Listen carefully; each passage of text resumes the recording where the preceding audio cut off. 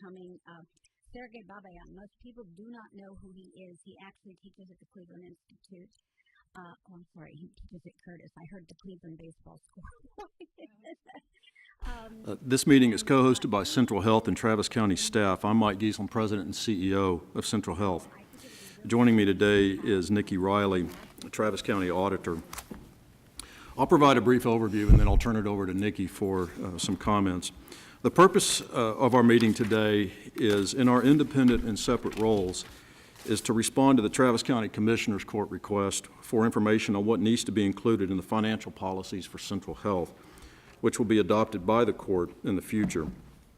And there are two key focus areas on these financial policies related to the Dell Medical School and the Germain Solutions review or performance review of Central Health.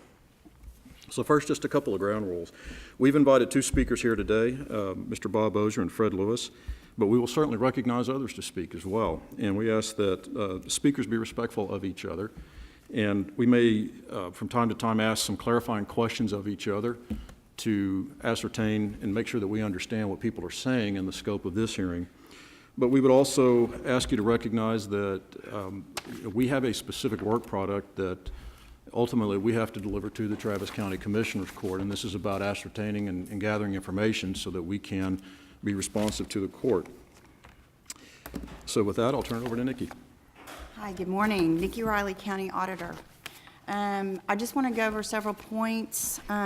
Next Tuesday on the agenda are the financial policies that the commissioners can set for Central Health. I do want to just kind of state what financial policies are usually meant for. They're meant to be able for an organization to have good financial management in their executive team, that they be GAAP compliant, they have good investment policies, debt policies, and those are usually set out by accounting rules and standards. What they usually do not include are legalities of expenditures or operations of an entity. So I want to set that out. Also, I have asked for some documents from the med school, all of which I have received as of this date. So as of the last agenda setting for this item, I had not received those, but now I have. So that they are in compliance with that. Also, I do want to state I am not the auditor for Central Health. I'm the auditor for Travis County. And Central Health has their own board, of which Travis County appoints basically half and the city appoints the other half. And that is so that no entity actually has control over Central Health.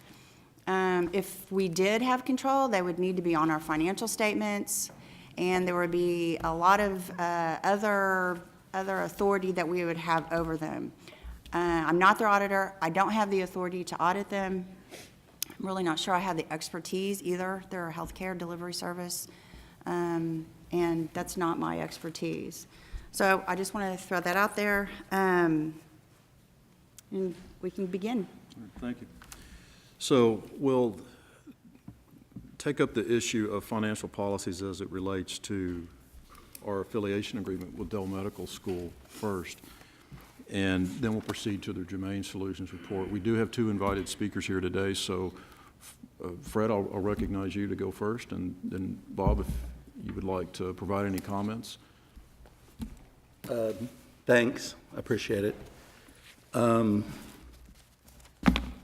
While the Commissioner's Court cannot run Central Health, it is the financial overseer of Central Health.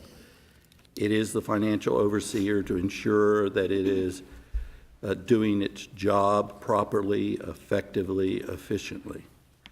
The law is pretty broad on the controls that that the commissioners can have over Central Health. And by that I mean it doesn't really talk about just financial policies. There are three provisions that relate to the board's oversight. the Commissioner's oversight of Central Health. One is the approval of the budget and revisions related to the budget. Second is that Central Health is supposed to give a report under oath of all money and choses in action and show in detail the operations of the district for the fiscal year.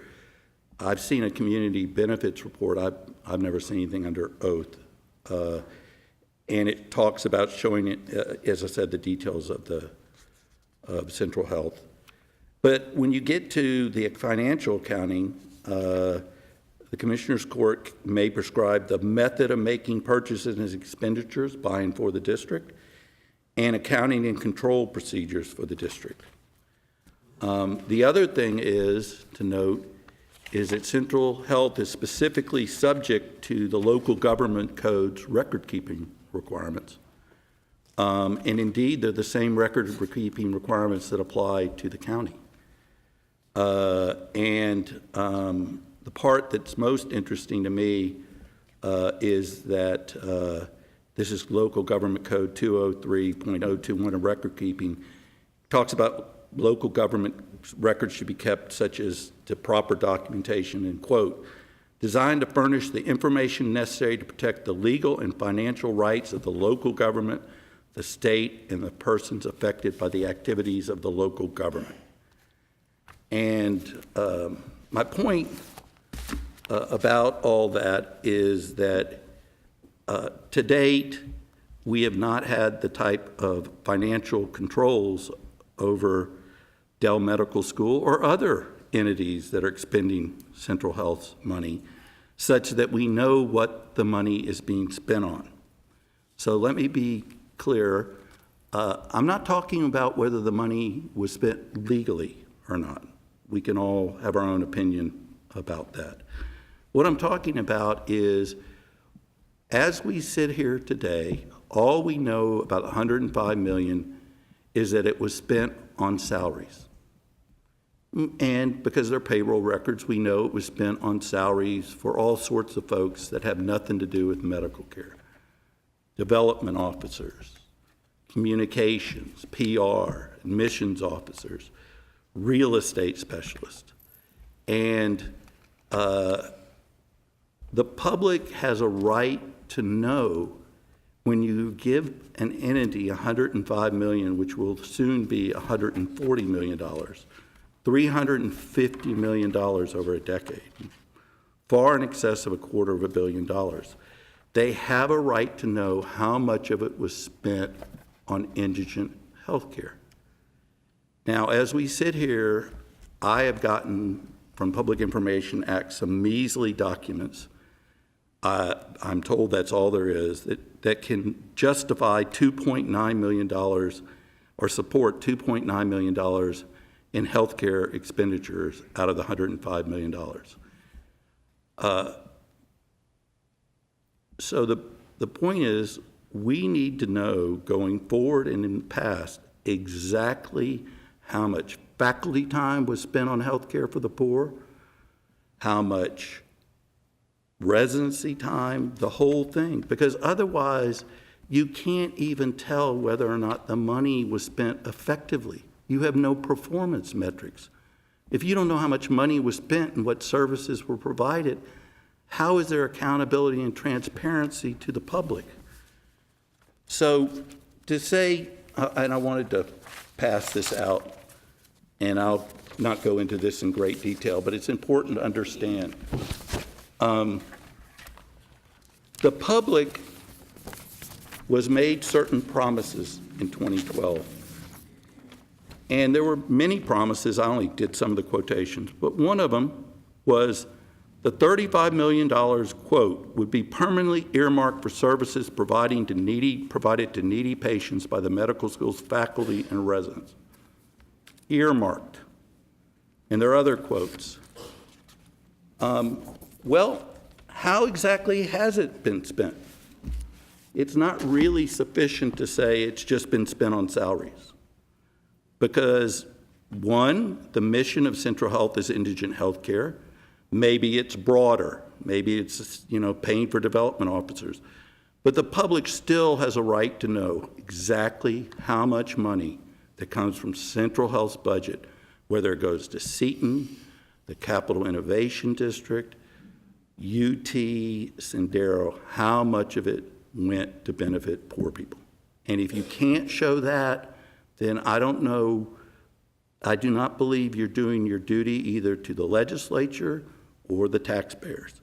So I proposed, as you know, 5 amendments, and you all have them. Basically, one is that every contract with Central Health, including Central Health, that they follow the law, Chapter 281 and 61. I'm okay with the draft language, except where you see it says in number 3 in the draft financial policies, it adds to it. Can I ask you a question? I've got 2 documents from you. When you say 5 amendments, can I show you this document That's and it. make sure? That's it. Okay, thank you. And it says, it adds 281 and 61, and then it says to ensure that all funds are used for a public purpose and not as a donation. Well, that's not the standard for 281 and 61. That's the standard for the constitutional provision against giving away the public's funds, or what's called anti-spoils legislation. The second thing about requiring following compliance with the law is it would be better in number 3 if we listed all the entities that are currently known, such as UT, Dell, and Seton, because we've had issues in the past regarding the audit about who was under the audit and who wasn't. So if you're named, you're obviously under the audit, or you're obviously under this requirement. If you say vendors, you know, who exactly are the vendors? Now that's catch-all, but it's better to name some of the ones that we know. The second one is that they keep comprehensive records showing the number of patients they've seen, the patients encounters, sort of your basic utilization records. If they don't have any because they haven't provided any services, then they need to say that. But if they're providing medical services, they need to keep standard utilization records. There are people all over town that can tell you what those records are. I gave an attempt at it, but I don't understand how you can expect to have any idea what any of these entities have done if you don't require records. And let me say this, the affiliation agreement with Dell Medical School has really no record requirements, which is a rather strange thing when you give people $35 million a year. So if you look at the local government code, which applies to Central Health, also to the county, UT has requirements. They need to keep records so we know exactly how much medical care services have been provided, what the outcomes have been, what the charges were, whether the person was indigent or not, etc. And none of this is new. But without it, I don't see how you have any idea what happened. So, for example, there are some records for the orthopedic pilot project at the University of Texas. I've looked at them. I know what they show, but they should be out there for everybody to know. Whether or not that was a good job or not. And it's not just, well, we did a great job. Well, we all think we do a great job, and maybe we do, maybe we don't. But you need to have backup. Because, for example, some people throw out, well, we've seen 2,400 patients in the orthopedic pop. Yes, but like 900 of those were duplicates, okay? Some people didn't respond. They're counted in the 2,400. But then I read it. But nobody else has even seen it. You need to have a right to inspect all records with the vendors, as well as they keep records. And I'm not saying the right to inspect all their records. Is this amendment number 2? Or? It's 2 and 3, and now Okay. on 3. All right. But if you get money from Central Health, you should be required in your contract to be for the Central Health and the county be allowed to inspect the records during reasonable business hours. It's a standard provision, and it's obviously for the protection of the funder. Amendment 4. Basically what Amendment 4 is talks about allocation of funds, and I've got there's a lot of stuff out there about allocation of funds. Let me see if I can find it, if I brought it. Maybe it didn't, probably didn't. But there's a lot of stuff, there's a lot of stuff out with the federal government in particular that requires when they give grants to state and local governments that they allocate funds. Why? Because if you're the Department of Agriculture and you're paying for a seed program, you want to make sure the funds were spent on a seed program, okay? So the government isn't going to let you take your money and allocate it to something else. And whether you call that fund accounting or you call it accounting to ensure what percentage of the money goes to indigent health care, people have a right to know that how much of Central Health's money went to fund certain things, whether it be modeling, clinics, or whatever, so that they can make a judgment whether it's proportionate to the benefit received by poor people as well as the public. And then the last one is a full audit, which I will let Mr. Ozer talk about. And then I had a few more things, and then I'll be quiet, and I appreciate it. Here is the big issue. There's been $100 million that's allocated under an affiliation agreement between Central Health and Seton, and nobody really knows what happened to it. There's been $105 million sent to the University of Texas, and I guess now most people concede it's a pittance. $3 million went to indigent health care, but nobody really knows. We don't know why Sendero lost $46 million. There's other weird transactions. And we're talking about $250 million. So my suggestion is that we have a full performance audit so that we can answer these questions in the past, and that we can have the financial controls necessary so that the public knows where the money was spent. If you think it's legal to spend it on development officers at UT or do it at Seton, fine. But the public has a right to know exactly where its money went and exactly how many health care services were provided. And for that, I thank you for your time. Absolutely. I do have some clarifying questions, Sure. but I'll defer to Nikki first if you. No, go ahead. Okay. So on the records piece of it, there's, and not to oversimplify this, but there's students that are in the community and working in clinics, some of it on a volunteer basis. You have residents that are rotating in our primary care clinics right now and that are also primarily assigned at the teaching hospital. And then there are those individual, those independent practice units. And forgive me if I'm not using the right parlance here, but let's just, for sake of conversation, divide it into those three buckets. How do you see the records keeping requirement working across those three buckets? Well, first of all, the students can't provide medical care. True, but they're volunteering in clinics, so there's a value there.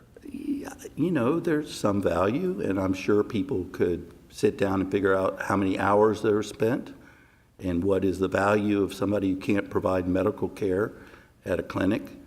I'm sure it can be done, and things are valued much more complicated than that, such as the value of a private company and other things.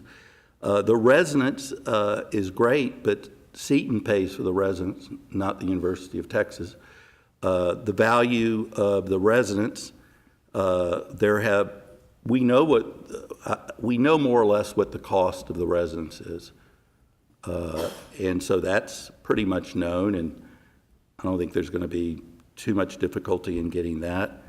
But I believe if a doctor or a physician's assistant or a nurse provides care or a faculty member to an indigent person or a non-indigent person, that you can keep records of that. I mean, the hospital does it all the time for other doctors and healthcare providers. And it's sort of like a lawyer. If you don't want to keep records, you don't get paid. So it wouldn't be unlike a third-party administrator arrangement in a health insurance plan in terms of keeping track of how much health care was provided and then ultimately paid for. And I'm trying to draw an analogy here just to make sure we're all on the same level of Well, understanding. I would put it this way. If you're a healthcare provider, okay, and which is part of the role of the medical school and other entities, if you're a healthcare provider, you keep records of how many people you treated and the results and the charges, whether it's fee for service or not fee for service. There's no system where people pay people and they don't keep records of the services provided. Not anything that I've ever heard about. So be agnostic of the payment method, it's just based on services rendered. Well, yes, because without some indication of the amount and type of services and the quality, do you know whether you got your value, whether it's fee for service or value-based or, capitated system, or you have to have some metrics of the services provided, because without it, you have no idea what they've done. To me, it's like the county, contracts with the builder, and they give them $50 million, and the builder says, I spent it on contractors. And you said, contractors to do what? They say, I don't know. Can I just say something here? The people that you're talking about, the students, there's some value in terms of what they're doing, or the residents, or some value. They're students. And the way this thing is regulated, at least in terms, I understand it in terms of the medical profession, is that they have to be, the students, the residents are students too, have to be under the supervision of some kind of supervising physician. And I've read articles about the University of Texas at Southwestern where they weren't providing the right kind of supervision, and there was a problem there. So they are providing the supervision, and the doctors that are properly accredited to deliver health care services are the ones that are going to be delivering the services that are billed for. All right? So in my mind, the whole issue of the students, they're going to school, and they're actually paying money to attend the school. Because the country needs doctors, there's federal funding that helps provide stipends for residents and interns. But the actual services that are billed out for are delivered by the supervisory physicians. That's my understanding of how this, and I think that what Fred is saying is you got to figure out some way to set the system up so that you can audit that, and if it's fee for service, okay. If there's some other kind of contract, okay. But that's what you want to capture, and that gives us an opportunity to see whether or not we're getting what we paid for.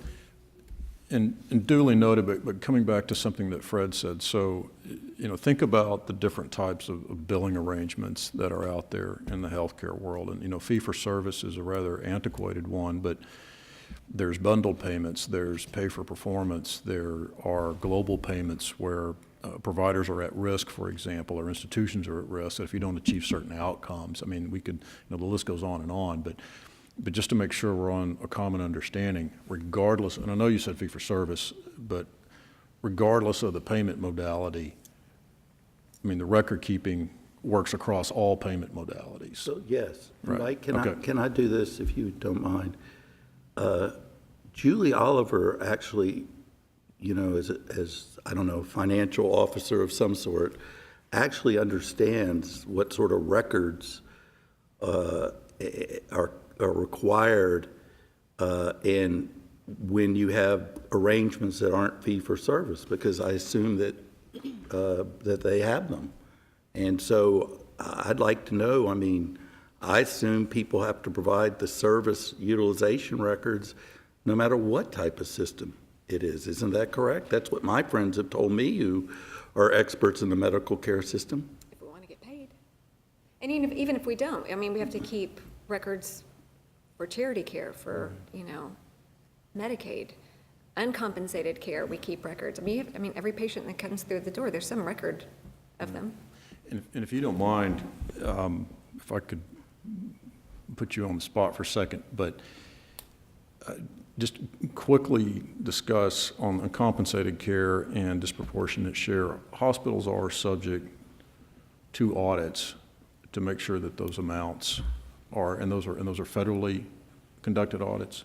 Well, they farm it out to an audit firm, but yes. Okay. CMS farms out the audit for Austin, it's Myers and Stoffler, but yes. Okay. We are subject to audit for the provision of services and everybody we put into an uncompensated care tool. Okay, and then if those record systems aren't, and those controls aren't adequate, then the audit would make a finding that there's a weakness in the controls. Right. Okay, all right, thank you. Well, let me ask you this.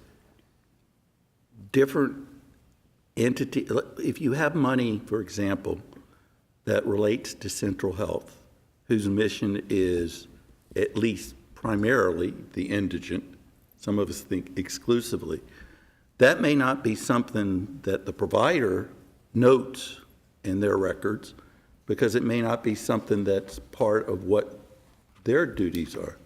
We assign a financial class to every patient that comes through. Okay, well, let me ask you. I don't know how UT does it. I would assume Seton does something similar. Okay.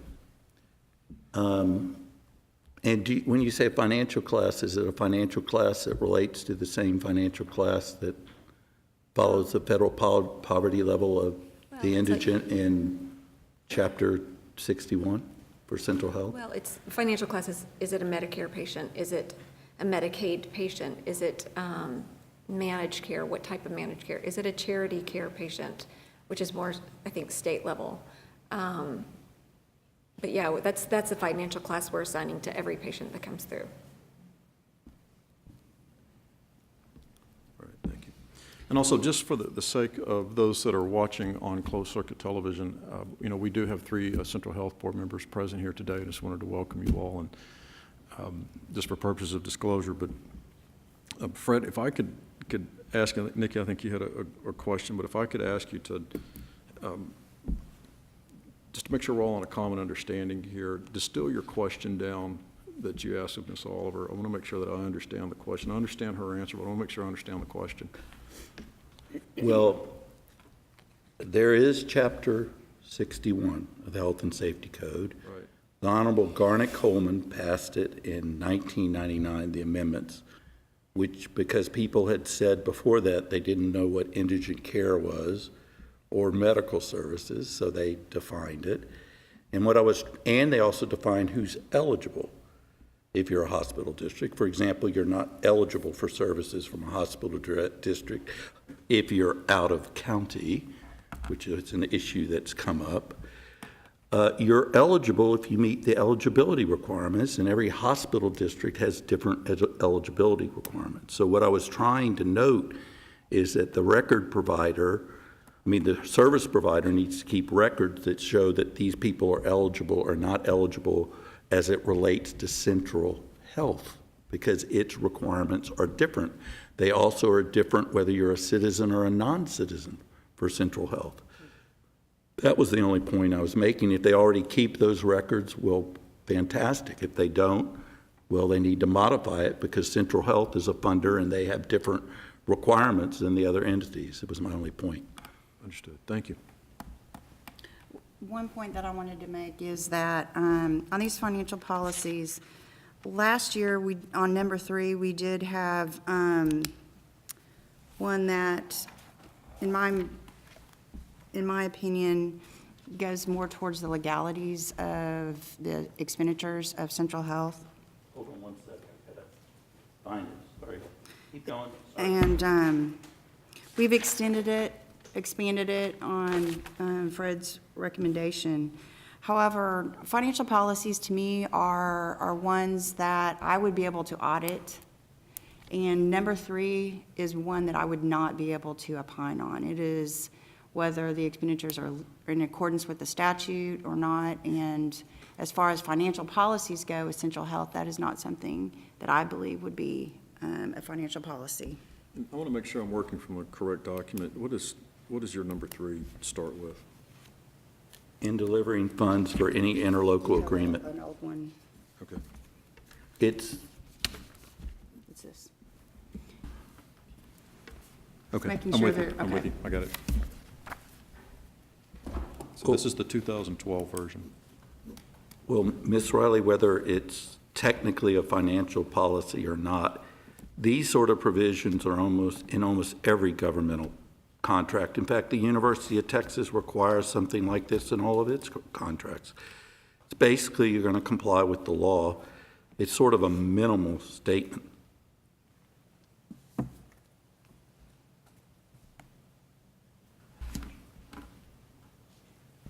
It's frankly, the reason that I suggested Chapter 281 and 61 is because they are the main statutes that deal with Central Health and its responsibilities, so thought it might be a good idea to remind people what those are. Never hurts to remind people that they are subject to laws and what they are. We have a way of getting busy and forgetting those things. I'm in agreement, but maybe just not in financial policies.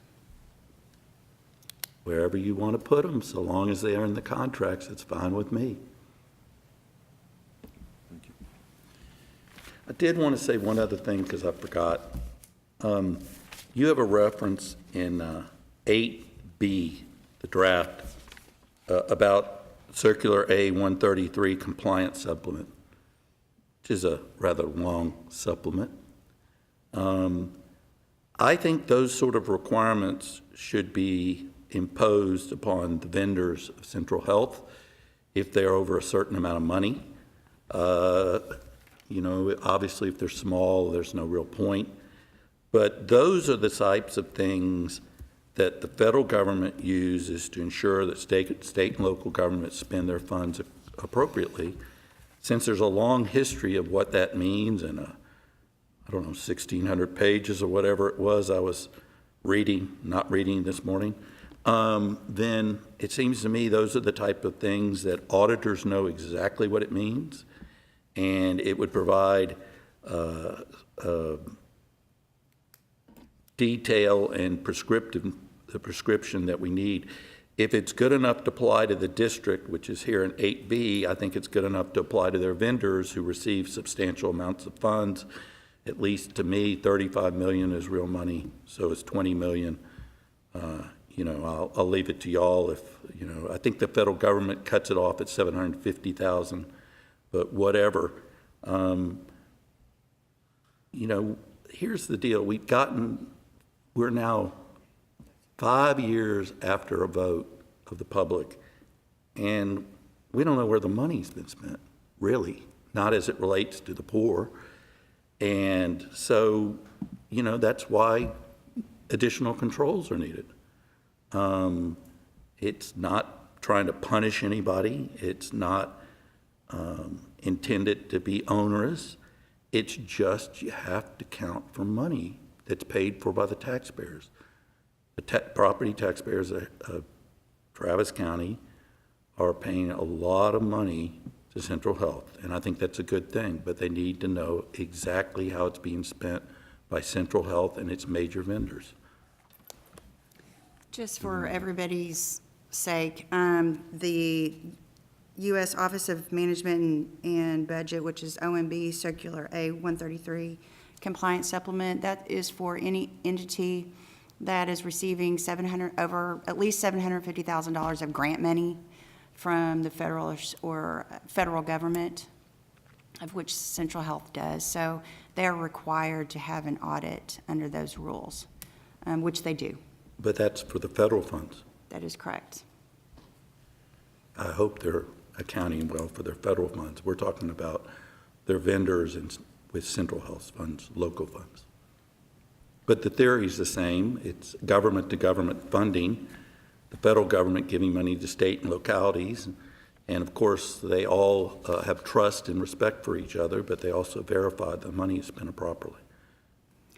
I wonder if might make a suggestion. Instead of, in the financial policies, having a requirement that they comply with a law, which is more, goes to the legal side of it and not the financial side, maybe we require some type of record keeping, which would go, in more detail, go towards more of the financial side of it. Well, I think it's both, but certainly that would help. And one last clarifying question. I want to do a quick time check. We're coming up on 9:45. This is scheduled for a hard stop at 11, and so I want to make sure other people have a chance to talk, but we also need to talk about the Germain Solutions report. But, Mr. Lewis, on the oath, the report that's provided under oath, would that be satisfied by the, not the community benefit report that was put out, but by the annual report that is put out by the district? It may be. Accompanied by the independent audit that ultimately the board has to adopt or not adopt? It may be. I do not know. Okay. I haven't, I've seen it, but I have not enough recollection to know. Okay. But my only point is that needs to be complied. That makes two of us, so. Oh, my only point is it's a requirement, and it's a financial requirement, and it's a serious one. And I didn't say it wasn't being followed. I said I didn't really know. Okay. I know the community benefit report does not comply with it, but whether or not something else does, I don't know. So if I could trouble you to, at some point, take a look at our annual report and the audit reports that have come out, and I'd appreciate any feedback on that. That would be fair enough, thanks. Yeah, thank you. Mr. Ozer, on the Dell Medical School issue, before we recognize some of the other folks here, did you have any remarks on the financial policies as it relates to our affiliation agreement with Dell Med? No, Okay. I think that they were covered. So I'll recognize any of the board members that are here. Did you all have any comments or questions either way? Do you have anything? Start. You can start and I No. will end. Go ahead. Well, thank you. We need to be fair to the medical school, to be honest with you. And I think what matters, we need to also go back to our mission, which is by caring for those who need it most. Central Health improves the health of our community. And this is our mission. And what they have done and delivered is that. And looking into their community benefit report and seeing the work they are doing in the past couple years has made a tremendous impact and improved the health of our community, and it's moving forward. And they are basing it more on the value-based and rethinking healthcare. They're not just for fee-for-service. And if you've had the opportunity to visit and meet with their faculty, understand their models of care and how they are working with world-renowned leaders to improve Central Texas health, and they are being pioneers. And if we think about it's the value of care, that's what really matters the most. And how are we really improving their care of our community? If a patient's wait line they were waiting for years in their queue, and suddenly when this medical school came, their queue, there's not a wait time any longer. So that is valuable to the person, and we are undermining it, and we're undermining what they're working, and that is for all fairness for our community and what they did, and this is not fair. And I encourage everyone in our community to look at this community benefit report and see what their tax dollars is going to. It's going to improve women's health. It's going to improve cancer care, population health, and all these services that we would not have had if we did not have a medical school. So I encourage every single person to look at it, and I also want to go back to the issue of a medical care. Have you ever worked in a medical setting? Have you ever worked with patients? Do you understand the parameters of it and data collection? And I encourage you to look into it and what data is. And I believe they have complied with the law, and they have complied with every single aspect. Everything report that you've asked, they provided you. And you confirmed that as well. So they're not hiding any records. They are working tirelessly to improve the health of our community. And for that, I will leave it to the community to judge and see for themselves what's going. And we need to look for the future, not today. We need to think 5 and 10 and 20 years from now where we're going to be. Thank you. Can I respond to that? Well, in the interest of time, so let's, and because I've got 3 of my bosses here today, I would like to defer to each one of them, if they have some other comments or some clarifying questions for anything that perhaps you all have presented today. My only concern, and Ram, I hear you. I definitely hear you. I don't think anybody is denying the valuable work that the medical school is doing. I don't think that's what this is about at all. I don't think that what these guys have brought up today has anything to do with the work that's being done there. And I don't think you will find a critic of somebody saying they're not doing good work.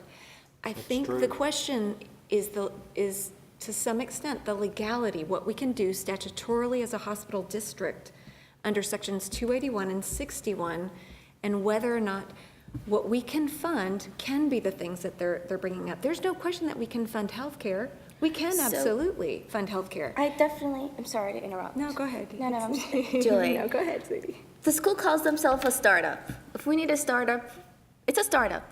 How can you deliver care if you don't have staff? How can you? Who's paying for that? Isn't that what we've voted for? We're paying for it. But we are paying for that service delivery. Madam, I'd like for you to finish your comments, and I'd like for Julie to finish her comments, and then I'd like to make some comments. Go ahead. All right, so that's, my concern is what can we do as a hospital district under those statutes? Because we have to comply with the statutory authority that we're under. Okay, I get that they're a startup. And some startups need to get their funding elsewhere if it legally can't be gotten from us. So what I'm asking, and I think we are pursuing, is a legal opinion that says this is what you can do as a healthcare district. I want to be a steward of what Central Health's funds is.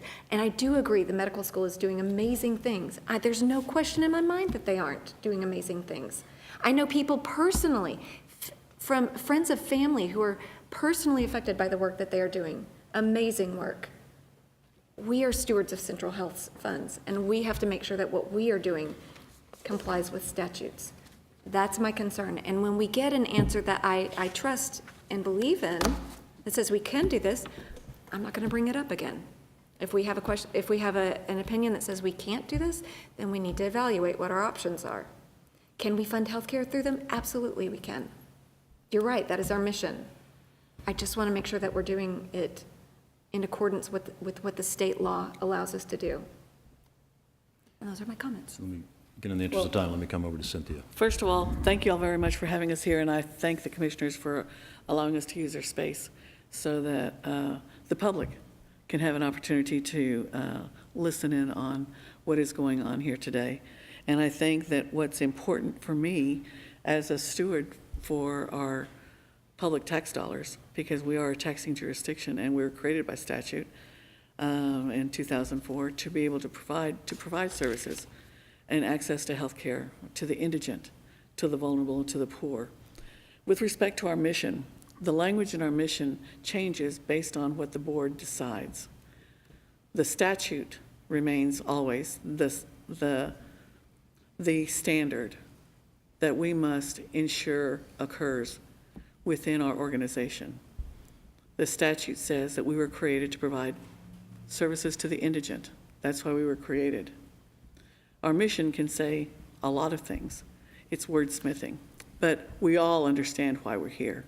We're here to close disparities gaps, to increase access to care, and to make sure that our indigents are underinsured, our poor people have the services that they need, the quality of care, the best quality of care that can possibly be provided, and hopefully in a location that is appropriate for them. And in my mind, that means close to where they live. That's an issue that we work with our enterprise members to help decide, those that are providing those direct services in the CCC. But it's our job to make sure that we are all following the law, that we're all doing whatever is necessary to make sure that we're as transparent as possible, and that we're here to provide whatever financial policies need to be developed, created, and adhered to for now and for the future, so that there will be no question as to whether or not we're in compliance with all laws, including those that we ourselves create with the support of the Travis County Commissioners who approve our budget, and with the intent of the statute that the legislators created us to provide. So I personally am a great advocate for teaching hospitals. I'm a great advocate for academic medicine because my daughter has personally benefited from that. When I can live and say that I've lived in a hospital room for almost 4.5 years with my daughter and learned to read the medical charts because I had staff who was compassionate enough to teach me as a parent what I needed to know in order to best care for my daughter and to make the decisions that were necessary for her to live, then I can speak here and say with absolute faith that we together can develop policies, we can develop support services for parents that have, or family members or patients that have those same needs, whether they're in a hospital room, whether they're in a clinic, whether they're in their homes receiving care. We can do that together. But we do need to be very cognizant of the fact that there are some concerns that have been raised that we need to address and we need to incorporate into policies that need to be adopted. And we'd like to do that. We've been discussing this off and on the record since this past year. And I think this is finally the place that we're at to make sure that that happens. And regardless of what your position is on the past legal agreements that have been created for us to be able to change the way that we provide care, because I myself have publicly stated that I may not have approved or voted for language that was included in the agreements at the time.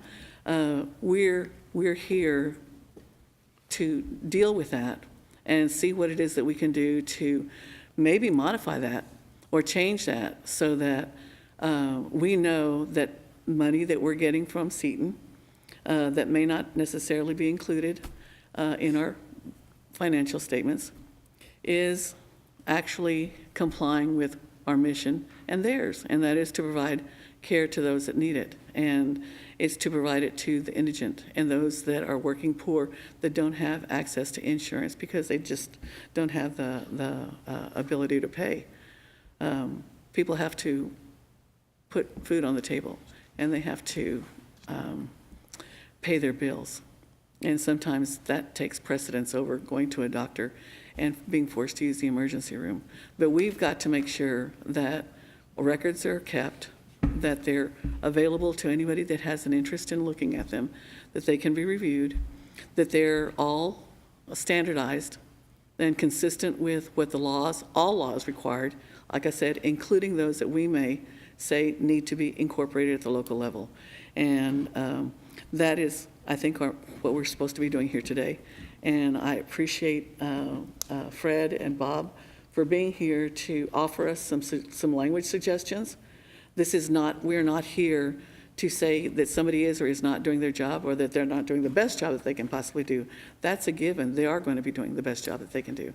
We just want to make sure that we have the financial policies in place to make sure that from here moving forward, we will all be perfectly clear that everybody is in compliance with the law and how they're spending the money.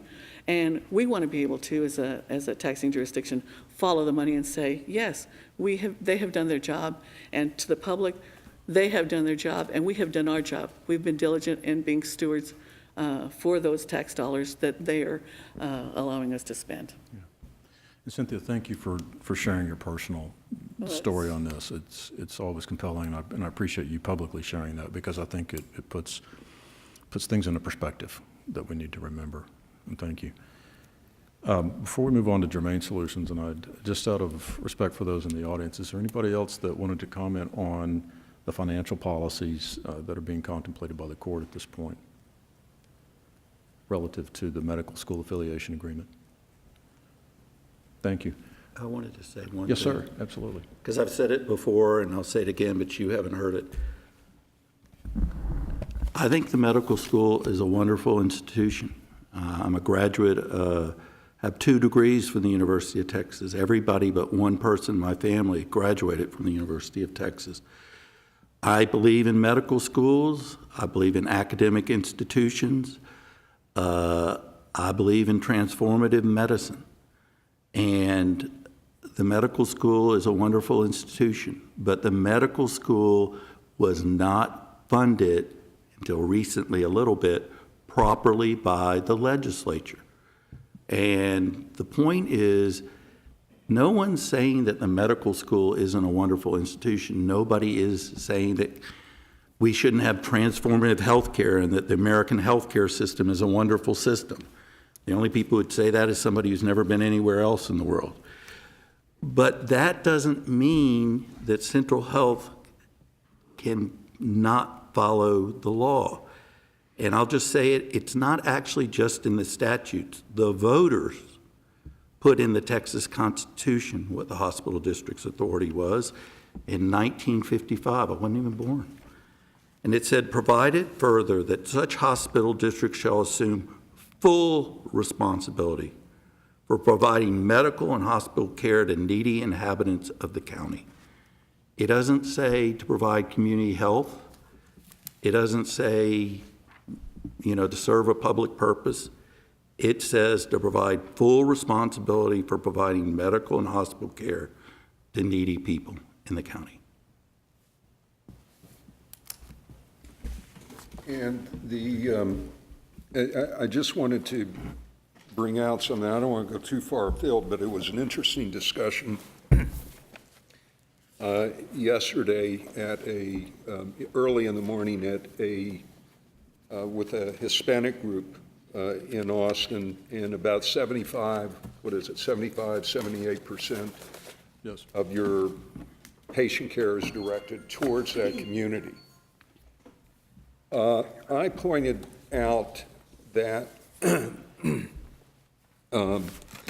when I went to, and I'm Jewish, when I went to Israel, there was a hospital in the Western Galilee that was run by a guy named Barhum, and it serviced the Palestinian population in that area. It's heavily concentrated in that area. So they had equipment in that hospital that was expensive equipment that was geared specifically to their clientele because cousins marry cousins in that Palestinian population. So they had spent a lot of money doing that.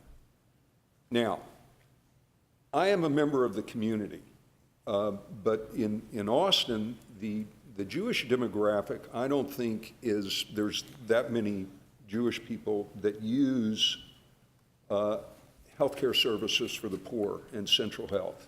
It is heavily Hispanic. I don't want the funding that goes to Central Health to help me. I have other ways of getting the funding and getting the care that I need through, I'd use Medicare now, all right? What I'm saying is kind of like the way that program was set up in the Western Galilee. You need to take your funding and target it towards your specific demographic and your specific population so that you get the most bang for the buck. If you have broad programs that are focused on the community, then you pull me into the net and you're losing the power of your dollars. I think that that's all that we're saying. And that was something that came up yesterday in a discussion. I mean, I don't want to go too far afield, but that's kind of the way I think that we're viewing this thing. We want to make sure that the funding is targeted towards the population that really needs the services and isn't just diffused. Bob, Can I, sorry. oh, please go ahead. First of all, I just don't like to get into politics and comparing us in Central Texas between the Palestinians and Israelis. That's not a good analogy, and I don't think it equates to where we are here. Again, I just want to reiterate something. Yes, we need to have policies in place for clarity on both ends, so this does not continue on, and we can focus on our mission and what we are assigned to do. And something else I want to remind everyone, since Prop 1 came out, our budget increased significantly. If it wasn't for the medical school, our budget would not have increased that amount. So go back and see with where it ended. So I just want to leave it on that note, so thank you.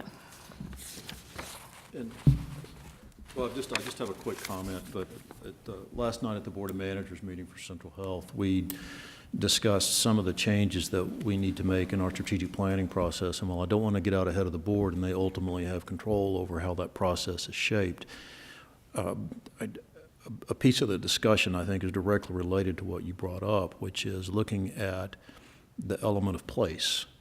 People exist in places, and healthcare and health happens in places. And what is that demographic, and where are they? You know, it's encompassed by the larger discipline of geography, but I think getting precisely to your point and in absolute concurrence, absolutely, it needs to be targeted there. But again, that's it's easy for me to kind of outline this in broad general terms. The real work happens when you start putting the processes in place and pulling in the necessary data. And more important, having that element of community outreach to make sure that our plans are consistent with what needs to happen out there in the community, not just this year, but 10 fiscal years from now. So I think there's some common themes here where there's some alignment. It's a work in progress, for lack of a better phrase. But I appreciate your comments on that. You want me to go? Yes, let's talk about the Germain Solutions report. In terms of the audit, there's just a few, and is this a hard stop at 11? I have to do this, and I thought we mentioned until 12 if we needed it yesterday. I have a hard stop at 11, and I think I'll have to go check the posting, but I believe this is scheduled from 9 to 11. Okay. However, I will make myself available to you. All right, well, then that gives me another some. open workshop forum if that helps. On the order, I don't want to take the time to do the drafting on the order. We can meet, but to work out drafting. And I don't really have a copy of that memo, that letter, the old letter that you wrote. But we want all the areas that we have sought in the audit specifically. And we want the audit to be open-ended and flexible. And the audit has to include your basic governance issues, including issues of conflicts, which I'm going to talk about. And all of those areas, and I've listed them out. And I think that you're going to need the resources to properly do the audit. There are forensic issues, and it's going to cost you some money. And I don't know whether you have budgeted sufficiently. And I believe you need lawyers on these forensic issues. And I think that in terms of the order, it has to be clear that the current audit, you talk about in the order, you talk about future audits, it has to be clear that the current audit, all of these areas that you're going to audit in the future and everything, that it applies to the current audit. And your current audit, I guess, would be the prototype. And there may be, you may need to monitor certain situations as a result of the audit, but I noticed that the language is a little bit unclear about that. It's a drafting issue, and we can talk about it later, Mike. So where would you put this in the financial policies, just so we can orient ourselves? It's not in the financial policies. but where would you put It's it? number 10.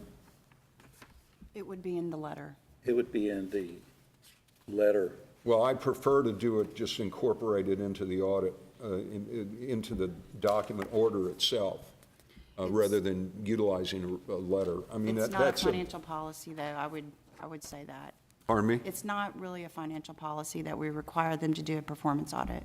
Right. Put Well, it in then you can- another order. Yeah, you can just put it in a different order, and, instead of attaching a letter, you just say, this is what we're going to do in the audit and everything, and just make it clear and present it to the Commissioners Court. And we can work that out. I don't anticipate there being any kind of thing that and if we can't work it out, then we can go to the Commissioners Court and have them resolve them. But that's the kind of audit, a very thorough, comprehensive audit. Now,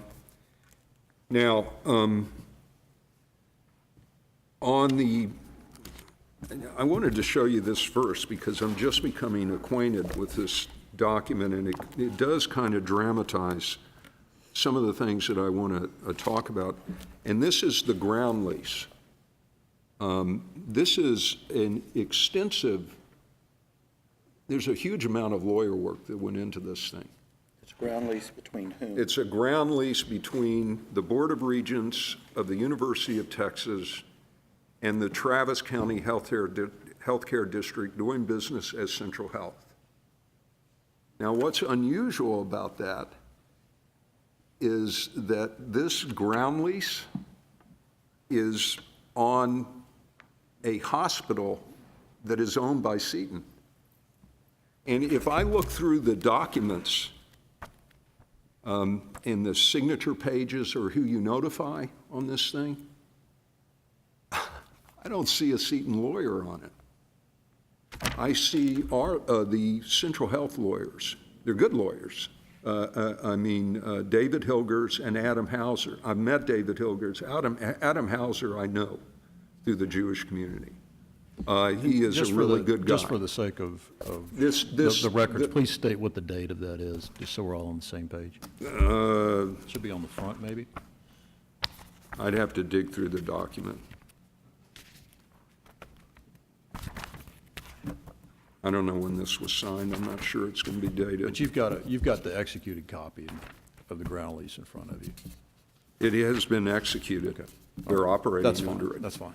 Okay, so if this is on a hospital that's owned by Seton, I mean, I'd like to know who paid for the legal work on this thing. The ground lease is executed between the University of Texas and the district. It's about a hospital that's owned by Seton. And I want to know were we reimbursed for the legal work? How was this structured? Why would we pay for the legal work on this lease? How would that tie into the court's request for information on the financial policies in terms of the history of the legal work? We're talking about the audit, the performance audit now. Okay. That's my issues. Okay. And one of my issues is governance. And I think in terms of the issues that I'm going to talk about is how risk has been shifted over to a public entity so that costs are incurred by the taxpayer. So this is an illustration underneath the governance umbrella, which ultimately ties into the performance review. A quite dramatic illustration. Right. I have never seen Understood. anything like this. So I'd like to know how much in legal fees you paid on this thing. This is the kind of thing that you need to investigate in an audit. How much in legal fees you paid on this thing. Do provisions in this, and I think that there's liability that is created. Even though it's Seton's hospital, there may be instances in this ground lease where you have liability for rent, you have liability for environmental occurrences on the property. Why was it structured this way? But mainly, why shift the burden to public taxpayers for the legal fees on this thing, if that's what's happened here? I have never seen anything like that, all right, the whole structure of the deal. So that gets into the issues that I want to talk to you about in terms of these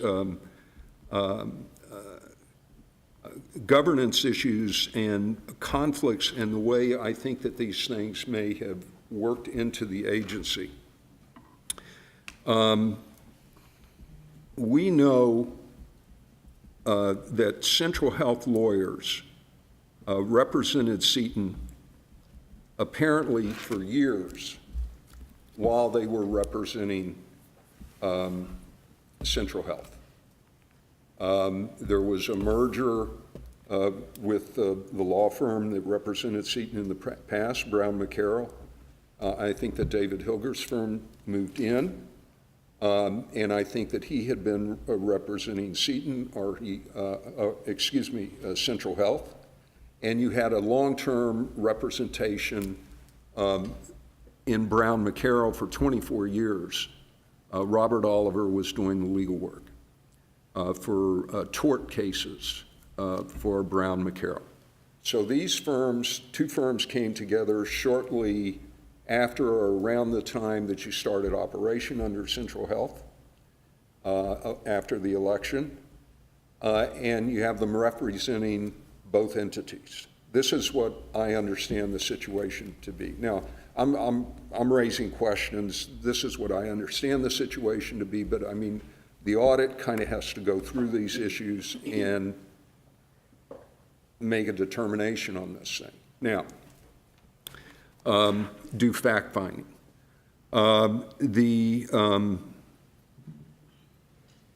The entire culture of the agency, the deep structure of the agency, could be, your working culture could reflect this conflict. And from the outset, you've had a lot of people at the agency that had affiliations, had been past employees of Seton, or had family members that worked for Seton. You had board members that had family members that worked for Seton. You had this kind of cozy culture that built up in terms of the Central Health and Seton. And I'm suggesting to you that part of the reason is that the lawyers are representing both entities, Central Health and Seton, and no one is pointing out this conflict. And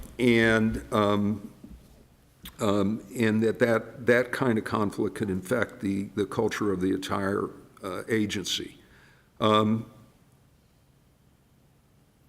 And to give you an idea of the potential conflict there, you could have had Central Health clients or patients that were actually under your charge, or people that you're providing care for, suing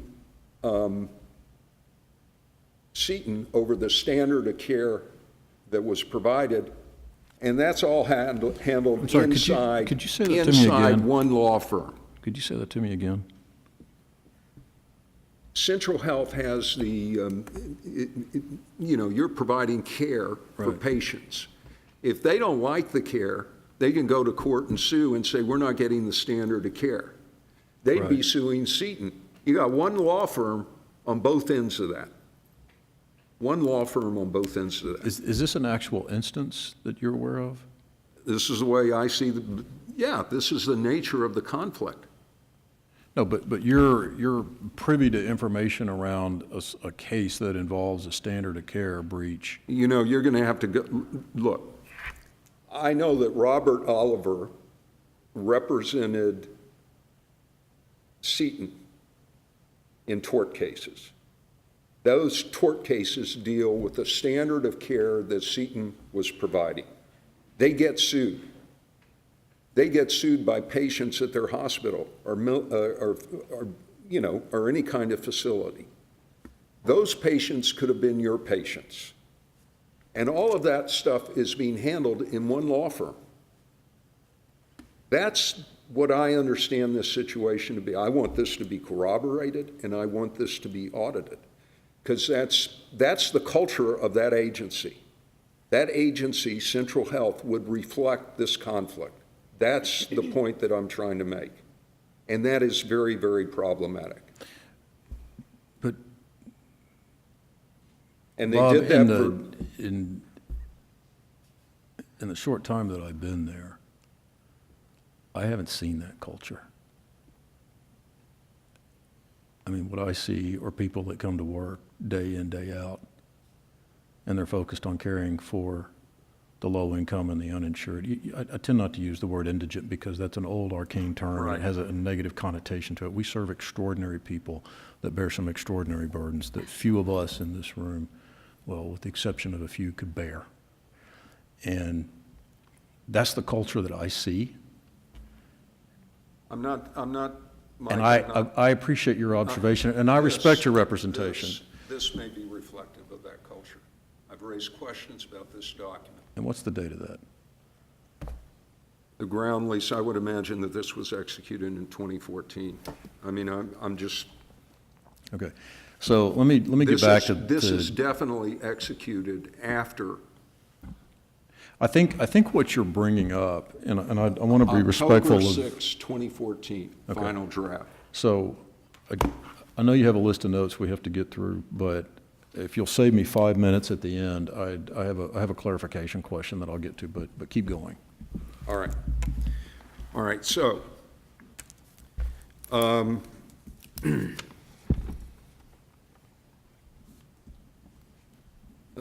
I just want to go back, just make a couple more points about this potential conflict. And I say conflict, I'm talking about a potential conflict. I mean, this is the kind of thing that I want audited. I understand that for his services, that Mr. Oliver, or that firm was compensated at $12 million over 24 years. This is a big account, all right, that adds to the nature of this potential conflict. And the really important thing for me, in terms of trying to look at this thing and in terms of transparency of the agency, is that I submitted direct questions about this kind of conflict or potential conflict to the agency through the Commissioner's Court, And I got answers to those questions. And nobody ever mentioned, Central Health didn't mention anything about Robert Oliver. I asked direct questions about whether the law firm had ever represented Seton. And no one mentioned Robert Oliver to me, and that he had done this work. So in terms of your transparency, that's in the course of a budget review process. I'm asking these questions When did he do the work? for 24 years. He retired, it's unclear, I don't know exactly when he retired. I believe it was sometime in 2012. Okay. All right. When all of this stuff is coming forward. When you're beginning to initiate, you're working up the Prop 1, and you're doing preliminary stuff. He's still there, presumably almost up to the very end, representing Seton. Okay? That's a big potential conflict. That goes to your governance. So, but by the way, and I'll point this out now, when I did ask those questions, it appears to me, based on the documentation that I do have, not only was I not provided with Mr.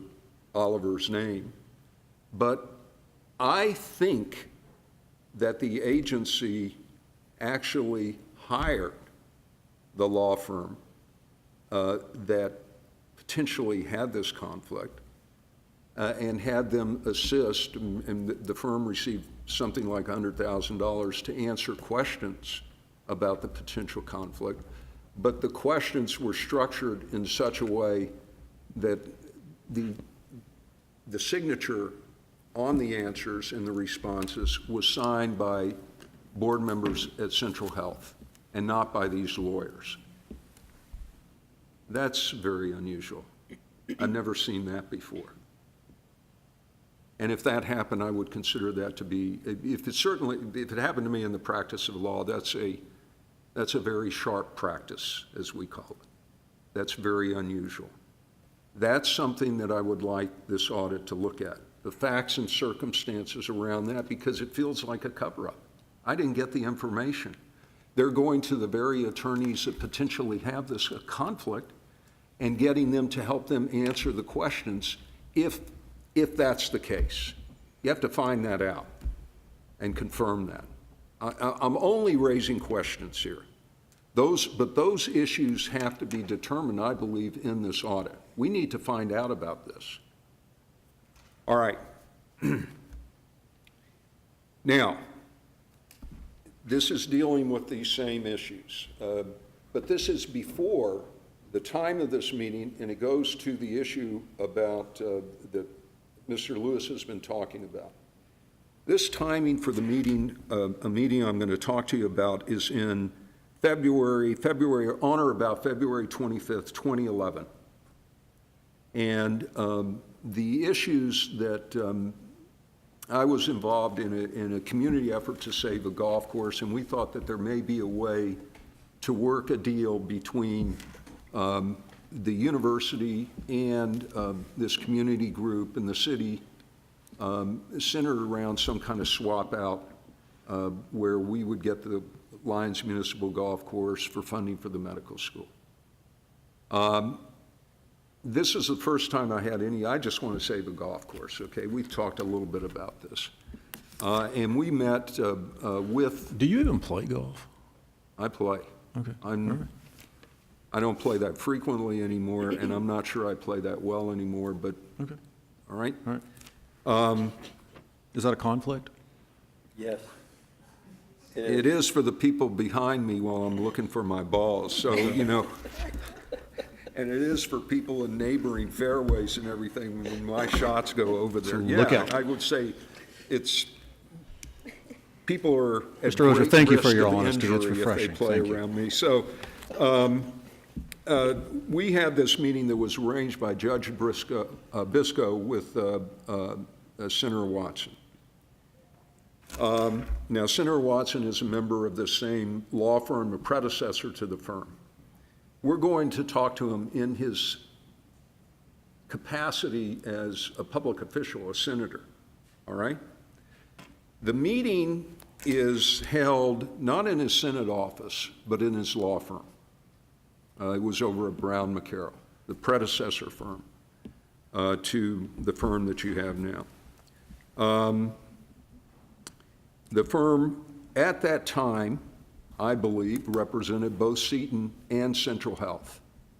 I didn't know they represented either of them. That wasn't divulged. I was going over there to talk to Senator Watson.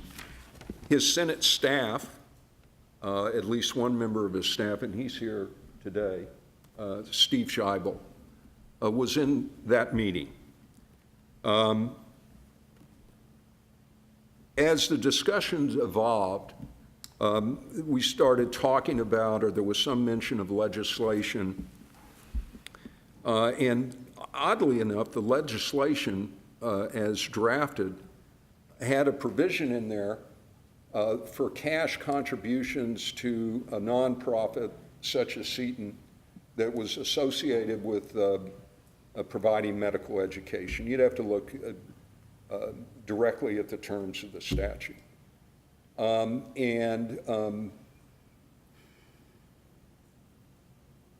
The discussion evolved into a discussion about that legislation, and there was some follow-up, and I actually helped put provisions in this legislation. But I didn't know that Senator Watson's law firm represented Seton, and I didn't know they represented Central Health. I don't think I would have done anything on that if I knew that that he had that private representation with those entities. It would have created a problem for me. I just don't think I would have done it, but I did it at that time. This legislation, I believe, was, and you should have been provided the emails on this. There's some contemporaneous emails that memorialize this. It was an attempt to shore up the statutory authority to give the nonprofit, such as Seton, or the medical school funding. just like the funding they're receiving. It was introduced in the Senate, and it died it passed the Senate, and it died in the House. It didn't pass. So if you're looking at and the reason that this legislation was introduced is because Senator Watson told me in no uncertain terms in that meeting that Central Health didn't have the authority to fund medical education. He told me that, and it's reflected in the emails. So this is a lawyer in a firm that represents Central Health. He also represents Seton's, and he's telling me that that Central Health doesn't have the authority to make the very payments that they're making today to the medical school. And he's trying to pass legislation that would give him that authority, even though he has acknowledged there'd be a constitutional issue to me in the discussions in the legislation. I could not for the life of me understand what was going on there. I mean, I was just trying to save a golf course. So I did what I did. Okay, so what I'm saying is that in terms of the legality of this thing, you have a lawyer for Central Health that's already told me that you can't do what you're doing. And then Fred Lewis, who's a pretty good lawyer himself, he's dug up all these cases from the Attorney General's office and all this other case law, and he's looked at the statutes, and he's also said, you can't do this. You're out of statute. So this issue, the legality issue, needs to be looked at in the context of that meeting.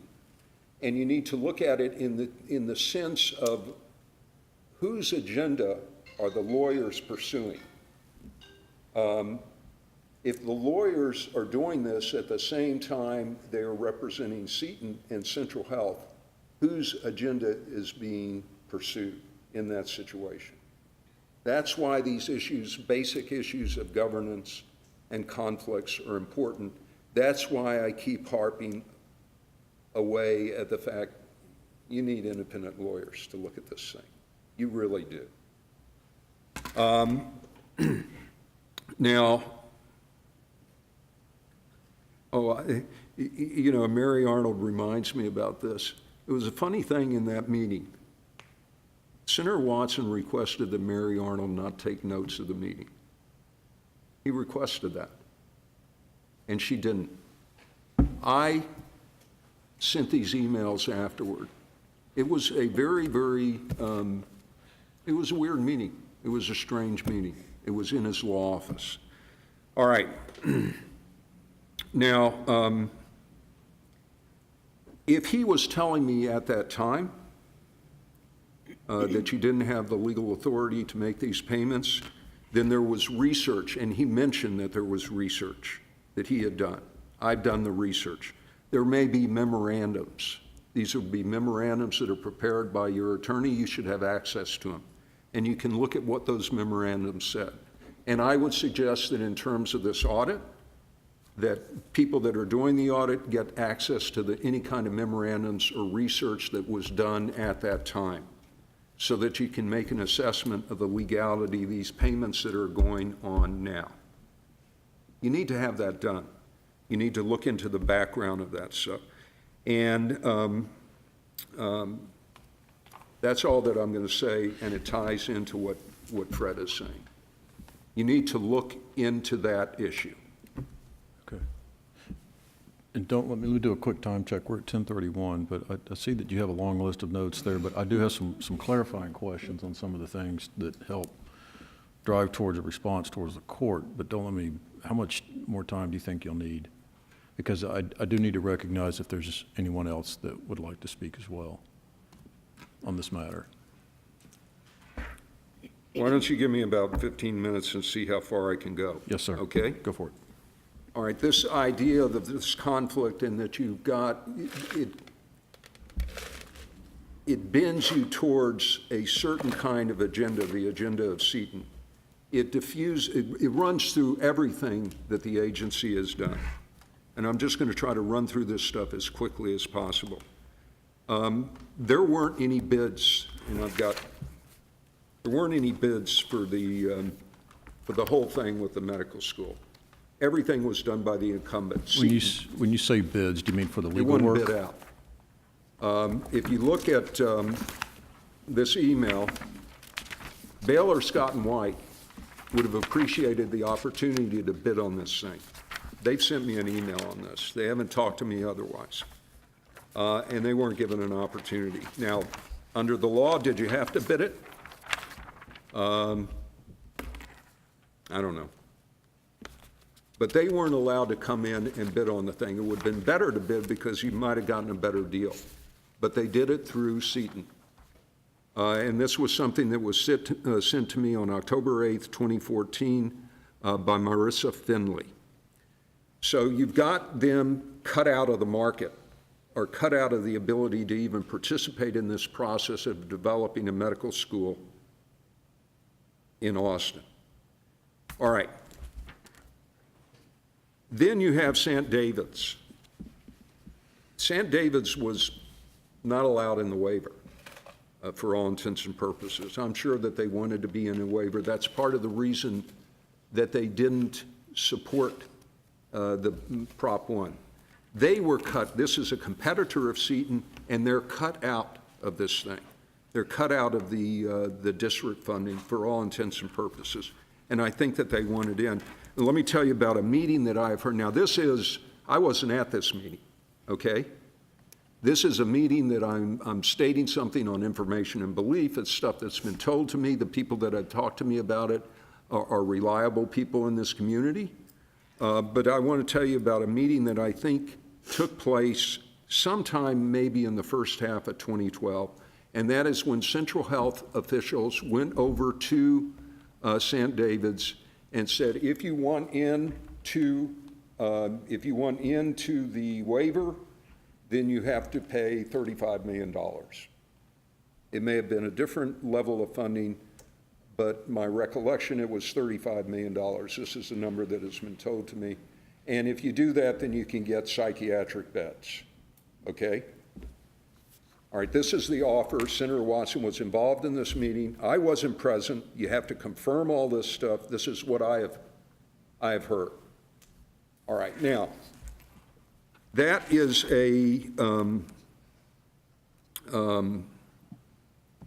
this is a precursor, in my mind, to the CCC. You're setting up a toll booth situation, a pay-to-play, to come in to the CCC. And it's really based kind of, or it harkens back to this initial meeting. Now, let me tell you what the problems are that I see in terms of having this kind of structure. There are two legal provisions, and look, I am raising issues, okay? I'm not throwing bombs here. I'm raising legal issues. There are two provisions here, two legal issues here. There is a federal anti-kickback statute, and that's a criminal statute. You would have to look at the nature of the contracts involved in the district contracts to see whether the leverage that you're obtaining from the solicitation of funding, both in the CCC and at this meeting, whether those contracts are federal contracts that involve federal money. You can't set up a situation where you say, here's your federal money, pay us some money in. You may be able to do it, but there are legal limitations on that under the federal anti-kickback statute, and that legal issue needs to be reviewed, both as to the meeting back in 2012 and also into the way that you have structured the CCC. And the outcome of that review would depend upon the nature of these contracts. If they're contracts that are, there's certain contracts that are going to qualify, and there's certain that won't, and that you'll be out of the act, okay? But that needs to be looked at. The other thing that you need to look at, by the way, St. David's declined to come in, decline these terms. They didn't pay $35 million, if that's what the number was. The other thing that you need to look at is a federal statute that disallows private donations in a situation like this when you're trying to get healthcare services that involve federal funding. It's the same kind of philosophy as this anti-kickback statute. It's just a civil analog to it to a certain extent. And you still have a situation where Seton is putting money into the system. I don't think St. David's is, and I think that they have a problem with this issue about private donations, and that's why they didn't come in. Plus, I don't think it's a good business deal for them. They'd have to pay $35 million. Seton doesn't pay anywhere near that much. So that's another issue that needs to be looked at, and that's an issue, you need lawyers for this.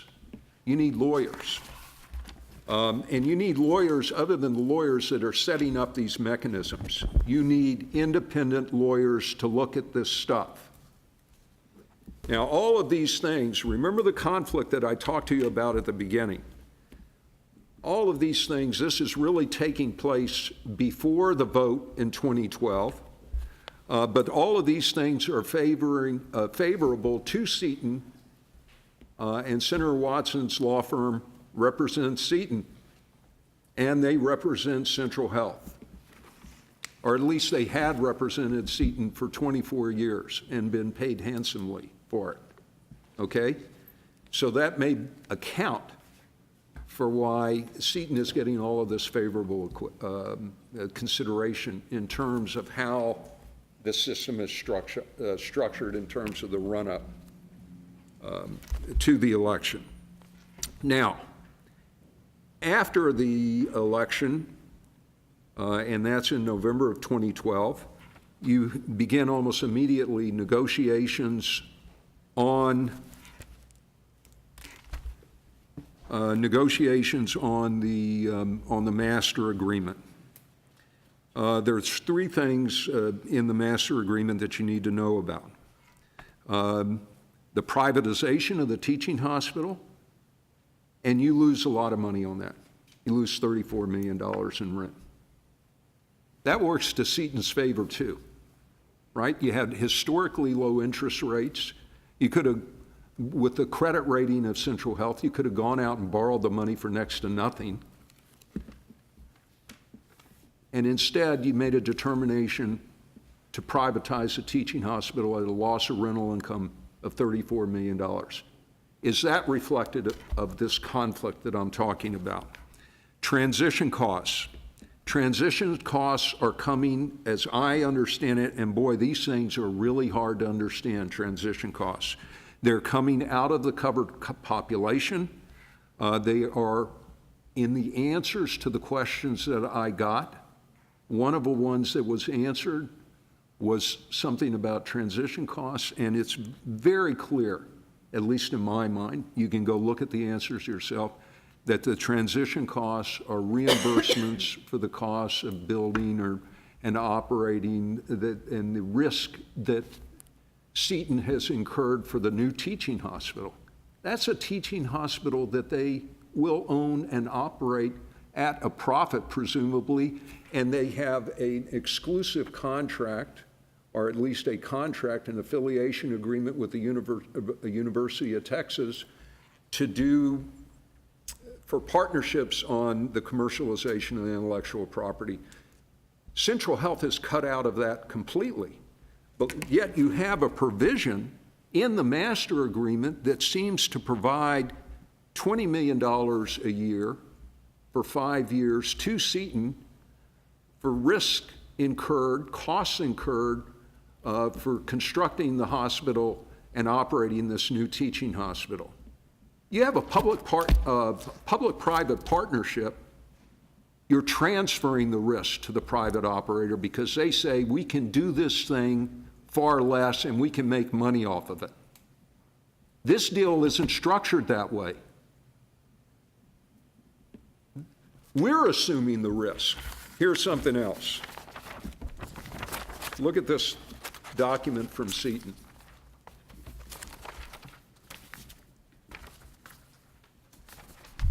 On this teaching hospital. How many more? You go down. Another key element calls for Seton to fund construction of a new UMC Brackenridge in exchange for increased financial risk on Central Health's part. Why on earth for? I'm sorry, where are you reading from? Down at the bottom of this Seton. About 4 paragraphs up. Yeah, 4 paragraphs down, the bottom. towards the bottom. Another key element calls for Seton to fund construction of a new UMC Brackenridge in exchange for increased financial risk on Central Health's part. And You build a new hospital, you own the hospital, you operate it, you incur the risk. And The public entity shouldn't incur the risk in these Mr. kind Ozer, of and when partnerships. you're through making your points, I can actually address this because this came up at the board meeting last night. But I'm happy to address it whenever you're All right. finished making your points. That's the transition costs. And the final thing that's talked about in this master agreement is the CCC. All right, and in my review of the CCC, the Community Care Collaborative, you have different types of membership, and Seton is a gatekeeper.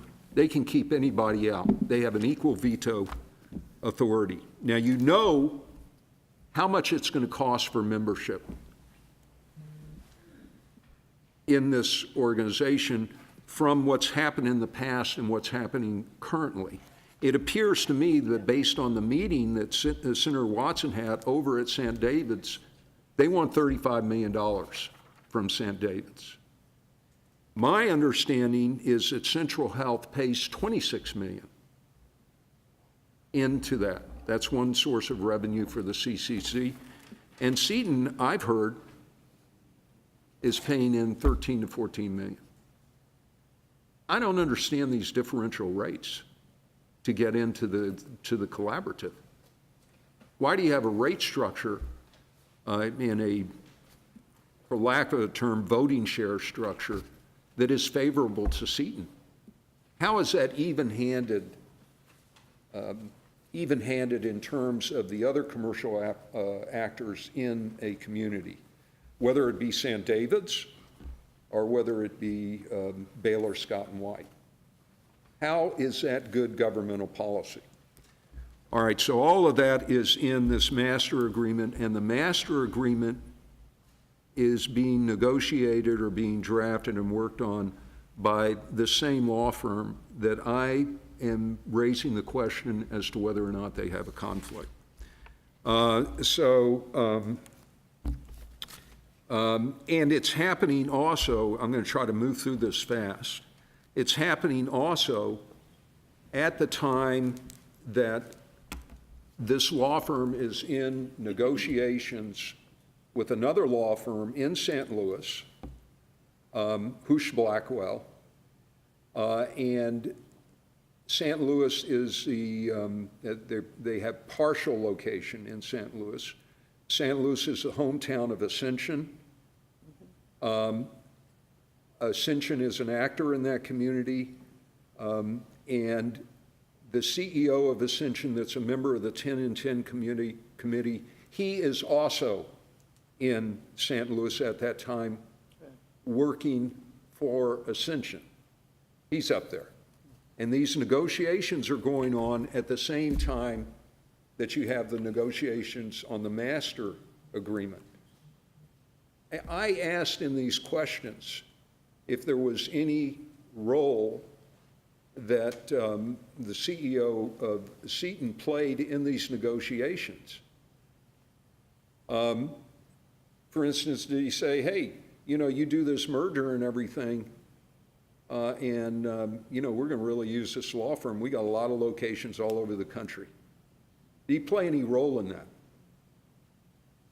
I asked that because that's a financial consideration that goes into the merger discussions But if those are going on at the same time the master agreement is going on, and these lawyers have a conflict, or a potential conflict, then it could show up in the terms of the agreement that was negotiated, all right, for you, for Central Health.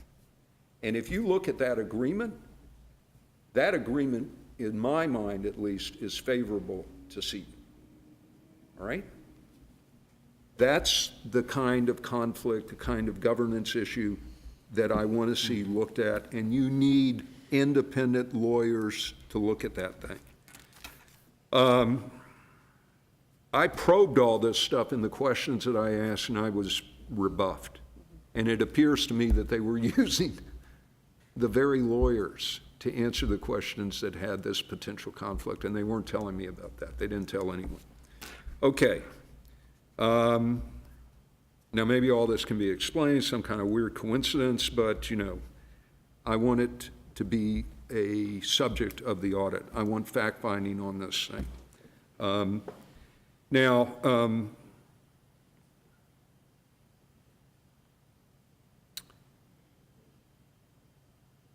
The ground lease, I'm actually doing pretty good.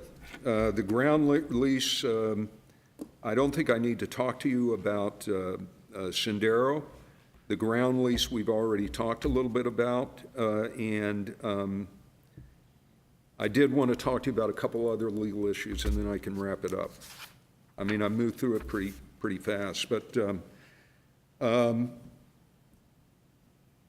this is about competition in the marketplace, which is something that I mentioned in one of the areas and everything that we thought that should be looked at, are the way participants in the marketplace are being excluded. Traditionally, when you have a situation like this, there could be antitrust considerations, but because these are governmental agencies, there's immunities that are enjoyed by the governmental actors under the antitrust laws. You're dealing with a nonprofit, and there's a recent case out of North Carolina, and you know it may or may not apply, and the immunity situation may be a little bit different, but I just don't know. You got to get lawyers to look at this stuff. And you're, just for clarification, I think I'm familiar with that opinion, but that was a United States Supreme Court opinion that came out in North Carolina 2016. came out of North Carolina. So if you're dealing with Basically, the the court opined on legislative oversight of regulations. Right, and you have, whether or not you had seem to qualified have, in the immunity. CCC, you seem to have that oversight. I mean, you've got officials from Central Health that are working for the CCC, and, you know, you can go back to the board. So I think that, you know, it's very problematic. I would assume it's very problematic in terms of the applicability of the antitrust laws to the CCC, which is what we're talking about. Well, and as a special district, I don't know that court opinion was contemplating government agencies that were organized as a special district. Right, well, you mean the health district? Yes, sir, or the hospital district. Well, I'm as we're assuming that styling the law. even if the court opinion is contemplating that, you know, you may have sufficient state action in the formation of the CCC to enjoy the immunities anyway. I'm saying it's very problematic in terms of your antitrust, any kind of antitrust action here, I think. But, you know, I'm not an expert. I did antitrust for about a year, okay? And I'm not an expert in it. You need to have lawyers vet that. But, Well, that's a year longer than what I've What done, I so do know a little bit congratulations. more about is Bates versus the state bar of Arizona. They were raising antitrust issues in that case, and there was immunities, and so they didn't get past that. But they also raised, you know, this is a right to advertise for lawyers. They raised the First Amendment issue. What could be implicated here is a First Amendment religious establishment issue, because the gatekeeper in this whole process is Seton, and they are a sectarian organization, and they are keeping their competitors out. So in my mind, at least, there's a First Amendment issue there. How is Seton a sectarian organization if they have, I believe they're affiliated with a religious institution through Ascension? Right, The Okay, Catholic Church. okay, all right. the Catholic Church. And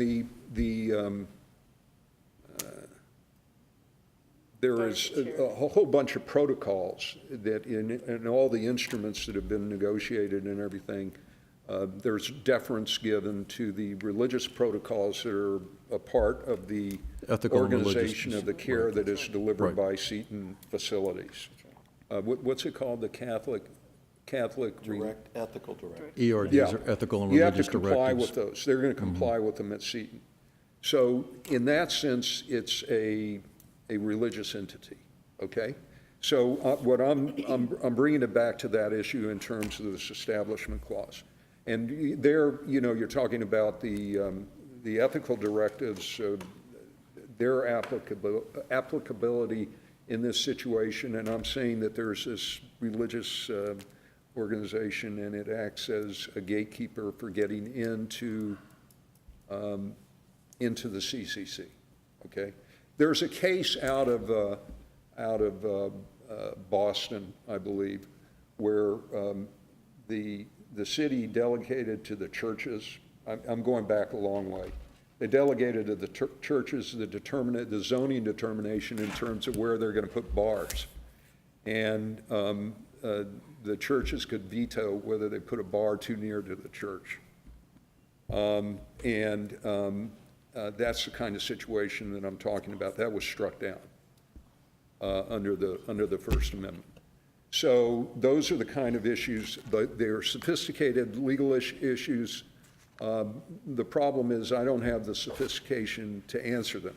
Understood. But I think that you need to get attorneys involved in terms of the review of your operations that we contemplate in this audit that are going to know how to answer those questions. Let me just raise one other thing that I'm hearing from some people in the community. I've heard that I would like to determine in this audit, I've heard that there is rationing now of the operating room at the new teaching hospital. That lower income people, the Central Health clients, there's only 5 surgeries allowed. This should be something a month. This should be something that you can quickly check out. I'm sorry, could you repeat that again? Can you repeat the rationing of the surgical room? OR. They want the higher paying insured patients in instead of lower income. Look, I'm hearing this stuff, okay? You got to find out about this. I'm not making accusations. Well, But is it formal, is it informal, how is it working? if not in this forum, in some other forum where you're comfortable, in order to be able to either verify or, find out what the truth is on that, if you could provide us some type of additional information, that would be very helpful. And that is something we'd be very interested in knowing. I'm giving you the information. People have their livelihoods. They come up to me. I'm not going to give you any more information. I'm going But to that's ask you to 5 check per into month? this. 5, I understand it's 5 into those ORs, Daily, Daily, Daily. monthly. monthly? Okay. This is what I'm hearing. Doesn't make any sense. 5, maybe it's 5 a week. I don't know. Okay. Is there any kind of rationing of access to those operating rooms in the new teaching hospital? I guess that's what I'm asking. One more kind of technical issue is for the specialty services. You should have specialty services, I think, should be provided at a market rate.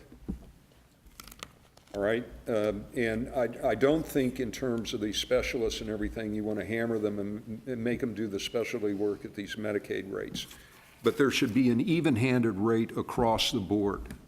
If you have, like you had, Sendero was reimbursing at close to what I understand 3 times the market, the Medicaid rate. UT, and maybe Fred can correct me, has talked about 1.3, the Medicaid rate. It's not clear. It's not clear. Seton is contracting out of the CCC. They are providing healthcare services. And I don't know what the reimbursement rate is for those specialty services that they provide, that I've heard that they provide. Bruce Malone mentioned, in the period. Dr. Bruce Malone, right. I'm sorry. He wouldn't mind if I said Bruce. Dr. Malone mentioned that doctors would open up their practices, in this period where we had long wait times, that doctors would open up their practices at 1.5, 1.6, the Medicaid rates. They can't make they can't make margins if you go lower than that, but they would open up the practice and allow lower income people to come in, but you'd have to give them a little bit more.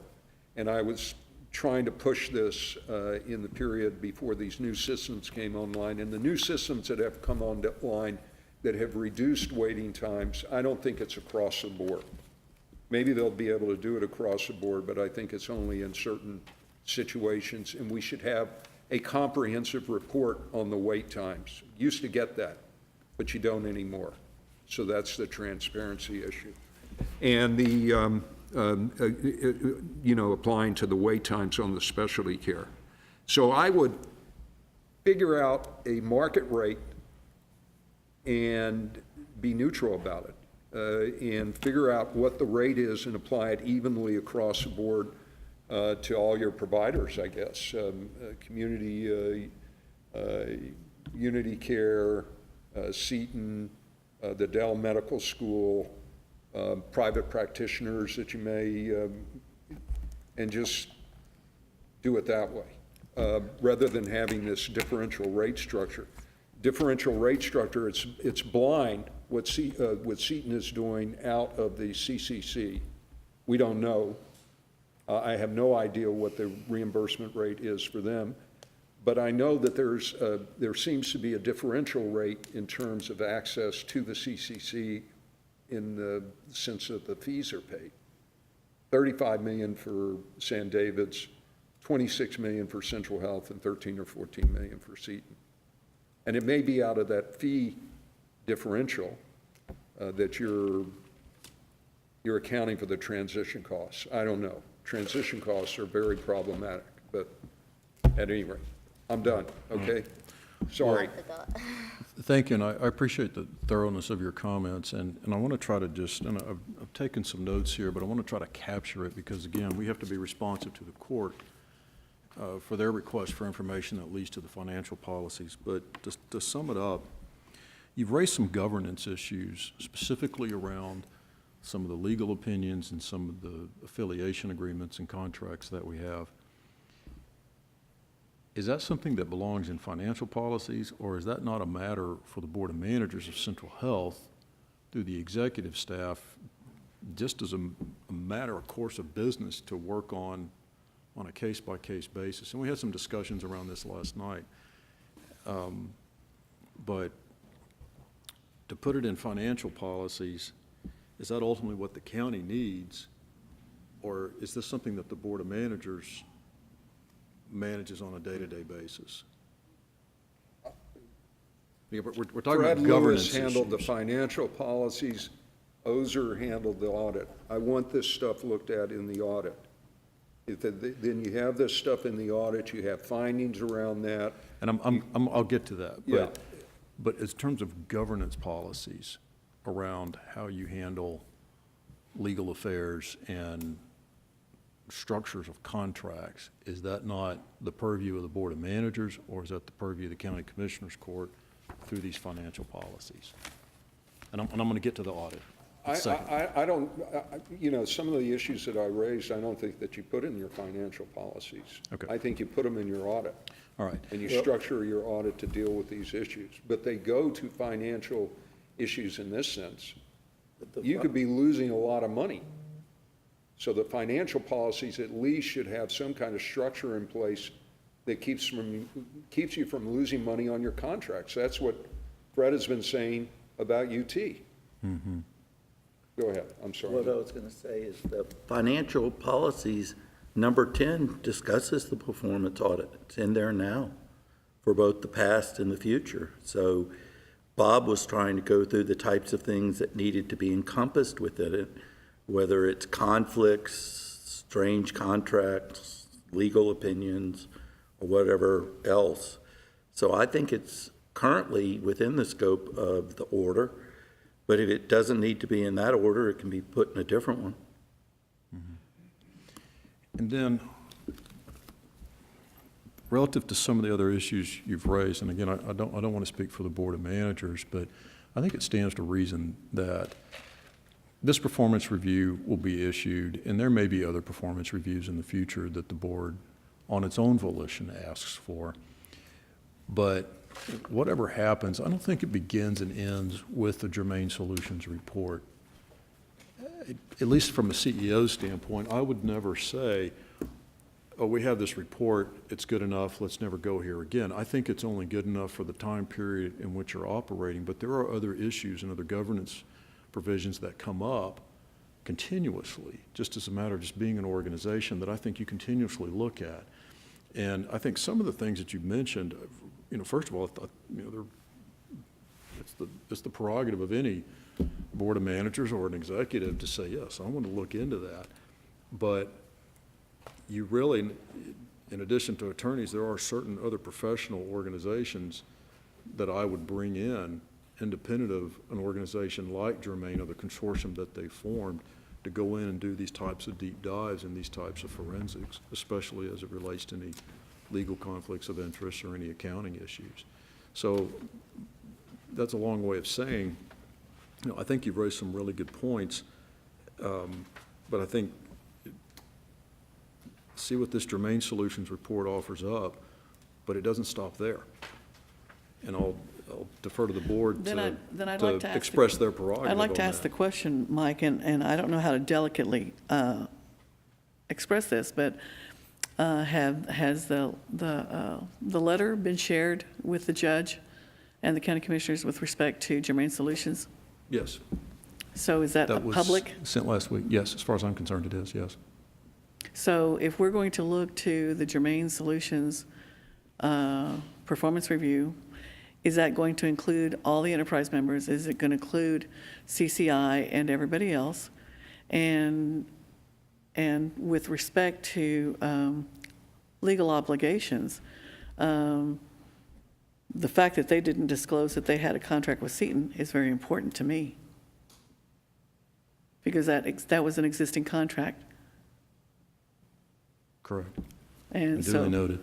so that is very important to me, because they entered into that contract in April, and then we entered into a contract with them in June.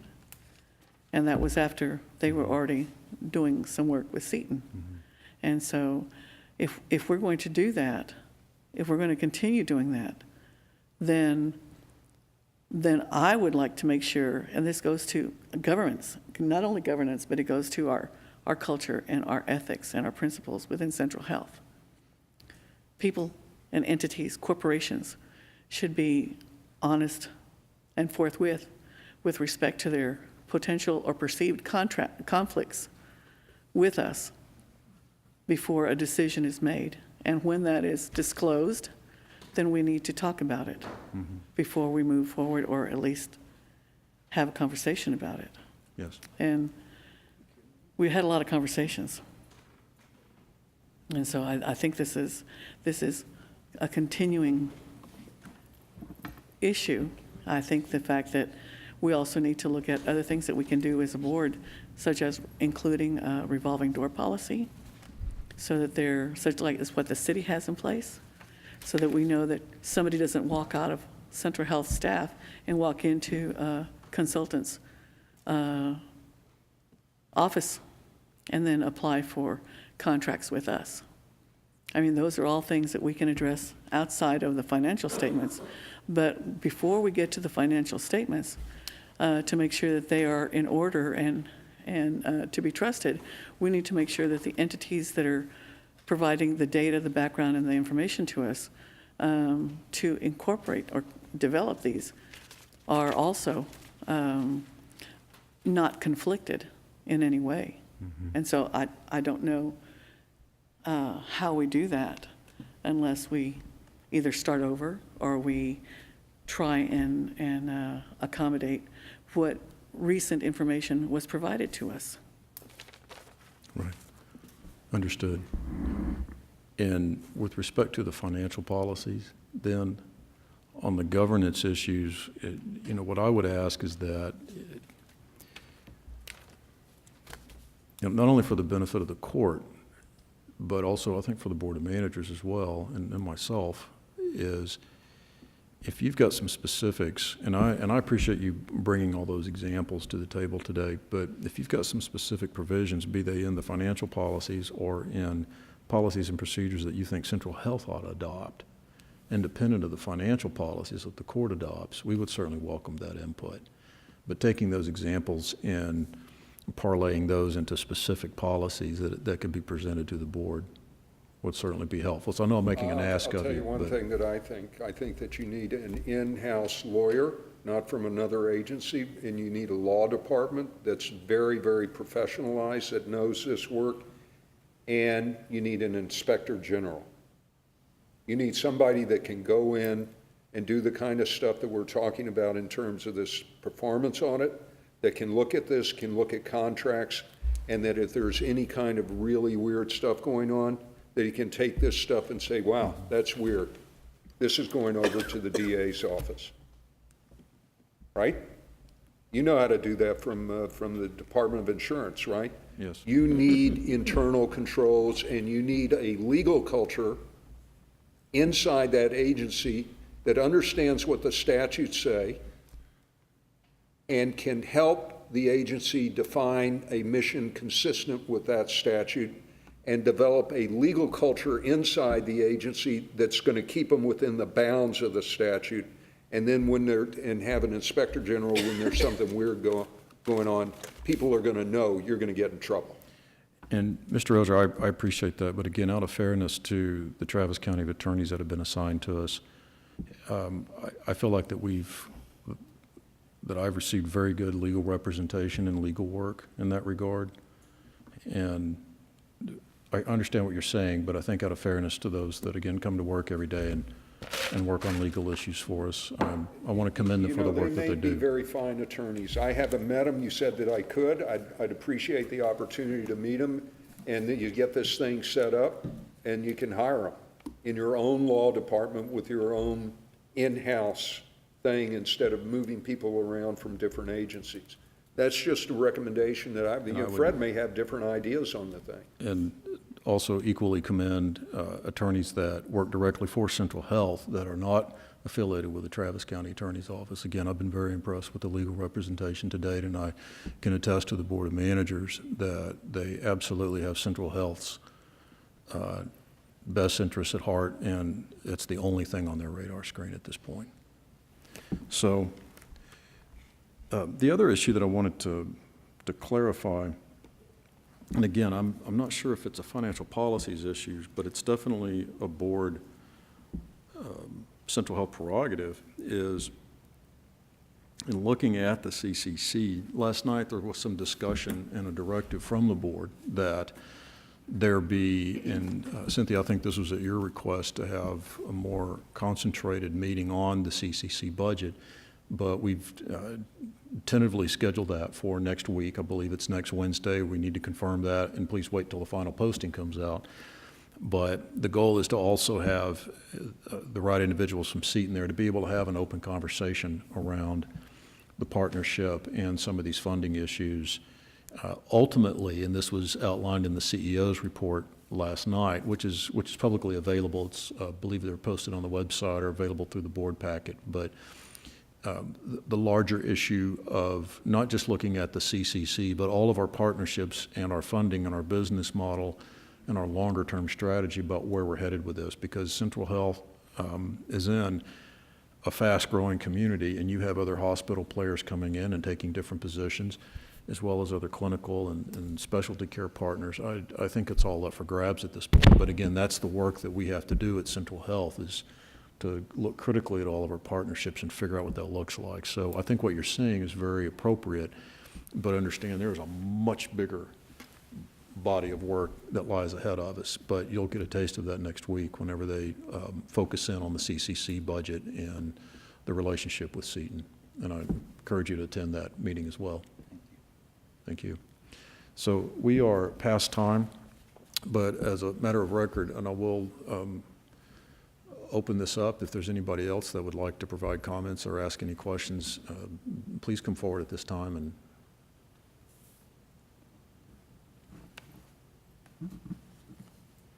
all right, Nikki.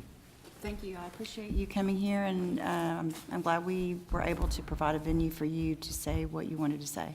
Well, thank you all for having us, and Thank you. I appreciate the discussion. All right, thank you. Thank you very much. And thank you all for attending today. For those of you that are watching over television, thank you very much for tuning in. We appreciate your participation. And we look forward to a time when we might be able to do this on our own property. Soon. Thank you. It's in the budget. That's right. Thank you very much. It's become a passion. But it is a symbiotic relationship. I mean, KMFA and the arts organizations all, and certainly Austin Opera, join together in so many ways